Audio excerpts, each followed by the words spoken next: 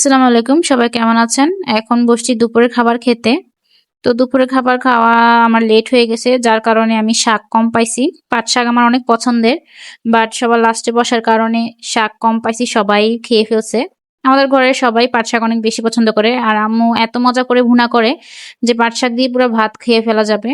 তো আম্মু আবার বোয়াল মাছ রান্না করছে সিমের বিচি দিয়ে, ওটাও খাচ্ছে, অনেক মজা হয়েছে।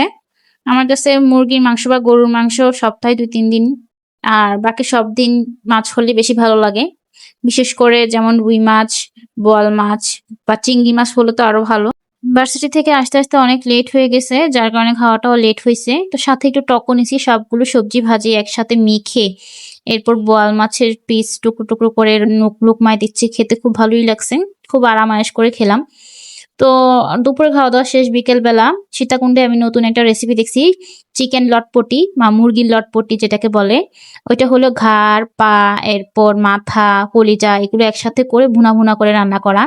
জানি না আমারটা হয়েছে নাকি না, আমি কিন্তু কোনো রেসিপি তাদের কাছে জিজ্ঞাসা করি নাই, বাট ওরা যেটা খেতে দিয়েছে ওইটা দেখেই আমি নিজে থেকে ট্রাই করছি। যারা যারা পা মাথা এগুলো খান না তারা এভাবে রান্না করে খেতে পারেন, মজাই লাগে, ভুনা ভুনা হয়, ভালো লাগে খেতে। আমার আম্মু আগে কি করতো, আমরা ঘাড় মাথা পা খেতাম না দেখে এগুলো রেখে দিত ফ্রিজে, পরে আমাদেরকে ভুনা করে দিত। তো সীতাকুণ্ডে যেয়ে দেখি এরকম ভুনা করাটাকে নাকি লটপটি বলে। তা আম্মুকে বললাম এসে যে, আম্মু তুমি যে রেসিপি রান্তা, রেসিপির নাম তো জানতা না, তোমার এই রেসিপির নাম হলো লটপটি। আম্মু এতদিন ধরে রান্না করে কিন্তু এই রেসিপির নামই জানে না, তা আমি এসে জানাইলাম। শুনে আম্মু খুব খুশি হলো যে দেখছো আমি ঠিকই রান্না করি, রেসিপির নাম না জানলে কি হয়েছে, তোদেরকে একটা ভালো ইউনিক রেসিপি রান্না করে খাওয়াইছি। তো সন্ধ্যাবেলায় আবার চটপটি ফুচকার আয়োজন করছি, কারণ বাহিরে এখন ফুচকা অনেক অস্বাস্থ্যকর। এটাও তেমন স্বাস্থ্যকর না, বাট মাঝে মাঝে একটু খাওয়া তো চলেই। বাট এই ফুচকা খেলে আবার আমার মুখ ঘা হয়ে যায়, ফুচকার ধারের কারণে মুখ কেটে যায়। তাও একটু লোভের বশে খাই, মাঝে মাঝে একটু টক ঝাল না খেলে ভালোই লাগে না, কেমন কেমন জানি ক্রেভিংস হয়।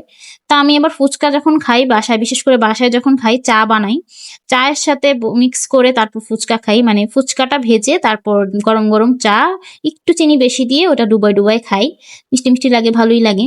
তো এখানে ডিমটা এতক্ষণে সিদ্ধ করে আনছি, ডিম সিদ্ধ হতে একটু সময় লাগছে, তো ডিমের সাথে আলু মিক্স করতেছি, কারণ বাইরে যখন চটপটি ফুচকা খেতে যাই তখন ডিমটা খুব কম দেয়, যার কারণে ভাবলাম যে আজকে একদম ডিম ডিম করে খাবো, তাই 2 ডিম একসাথে দিয়ে দিছি। আপনাদের কার কার আমার ভিডিও দেখে চটপটি ফুচকা খেতে ইচ্ছে করতেছে অবশ্যই কমেন্টে জানাবেন। আমি যখন ভয়েস দিতেছিলাম তখনই আমার ইচ্ছে করতেছিল। তো আজকের ব্লগটা এই পর্যন্ত, আল্লাহ হাফেজ।